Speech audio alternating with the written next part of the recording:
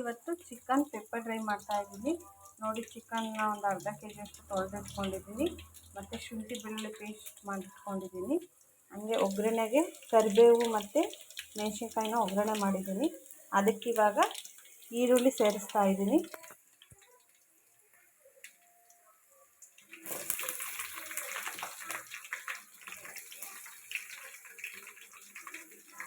ಈರುಳ್ಳಿ ಸೇರಿಸಿ ಸ್ವಲ್ಪ ಹೊತ್ತು ಫ್ರೈ ಮಾಡ್ಕೋಬೇಕು. ಇದು ಫ್ರೈ ಆದಮೇಲೆ ಇದಕ್ಕೆ ಚಿಕನ್ ಸೇರಿಸ್ಬೇಕು. ಚಿಕನ್ ಸೇರಿಸಿ ಉಪ್ಪು ಹಾಕಿ ಸ್ವಲ್ಪ ಹೊತ್ತು ಮುಚ್ಚಿಡಬೇಕು. ನೋಡಿ, ಇದು ಚೆನ್ನಾಗಿ ಫ್ರೈ ಆಗಬೇಕು.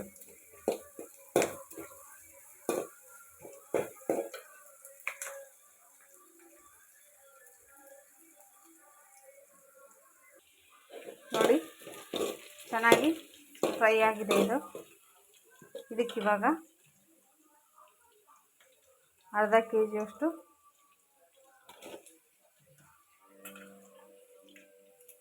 ಚಿಕನ್ ಹಾಕ್ಕೊತಾ ಇದ್ದೀನಿ.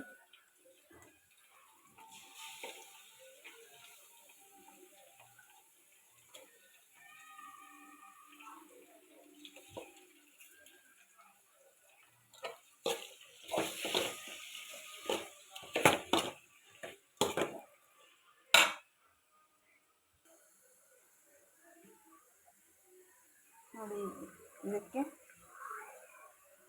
ರುಚಿಗೆ ತಕ್ಕಷ್ಟು ಉಪ್ಪು ಹಾಕಬೇಕು. ಉಪ್ಪು ಹಾಕಿ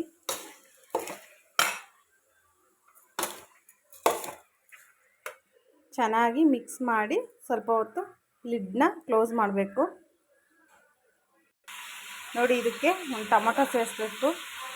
ಆಮೇಲೆ ಪುದೀನ ಹೆಚ್ಚಿಕೊಂಡು ಹಾಕ್ಬಿಟ್ಟು ಚೆನ್ನಾಗಿ ಗೂರಾಡ್ಬಿಟ್ಟು ಲಿಡ್ನ ಕ್ಲೋಸ್ ಮಾಡಿ ಇಡಬೇಕು. ಆಮೇಲೆ ನೀರು ಬಿಡುತ್ತೆ, ಬೇಕಾದರೆ ನೋಡಿ ನೀರು ಹಾಕ್ಕೋಬೋದು. ನೋಡಿ, ನೀರು ಬಿಟ್ಟಿದೆ. ನೆಕ್ಸ್ಟ್ ಇದಕ್ಕೆ ಶುಂಠಿ ಬೆಳ್ಳುಳ್ಳಿ ಪೇಸ್ಟ್ ಹಾಕಬೇಕು. 2 ಸ್ಪೂನಷ್ಟು ಶುಂಠಿ ಬೆಳ್ಳುಳ್ಳಿ ಪೇಸ್ಟ್ ಹಾಕಬೇಕು. ಮತ್ತು ಇದನ್ನು ಮಿಕ್ಸ್ ಮಾಡಬೇಕು.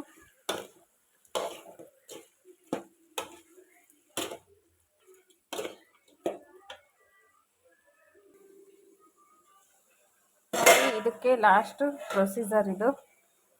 ಬೆಂದಿತ ನೋಡ್ಕೋಬೇಕು.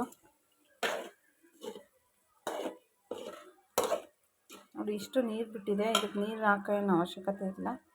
ನೋಡಿ, ಬೆಂದಿದೆ. ಇದಕ್ಕಿವಾಗ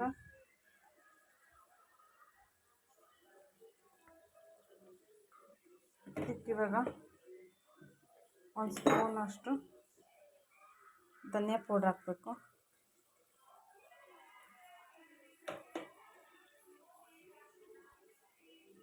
ನೋಡಿ, ಸ್ವಲ್ಪ ಧನಿಯಾ ಪೌಡರ್ ಹಾಕಬೇಕು.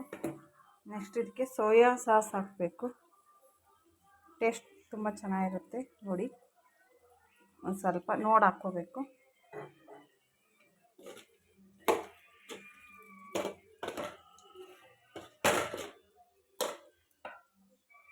ನೆಕ್ಸ್ಟು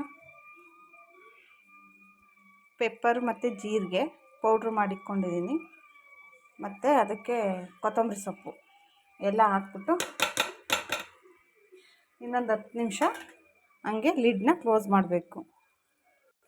ನೋಡಿ, ಚೆನ್ನಾಗಿ ಕುದೀತಾ ಇದೆ. ಇದಕ್ಕಿವಾಗ ಒಂದು ನಿಂಬೆಹಣ್ಣ ಹಿಂಡಬೇಕು. ಒಂದು ಹೋಳು ನಿಂಬೆಹಣ್ಣ ಇದಕ್ಕೆ ಹಿಂಡಬೇಕು.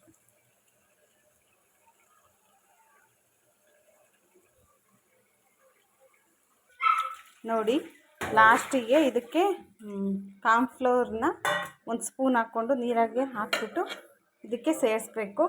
ಆವಾಗ ಇಷ್ಟು ಗಟ್ಟಿಗೆ ಬರುತ್ತೆ. ಟೇಸ್ಟ್ ಮಾತ್ರ ತುಂಬ ಚೆನ್ನಾಗಿರುತ್ತೆ. ಇದು ನಾನು 3rd ಟೈಮ್ ಮಾಡ್ತಾ ಇರೋದು. ಸೂಪರಾಗಿರುತ್ತೆ ಟೇಸ್ಟು. ಟ್ರೈ ಮಾಡಿ.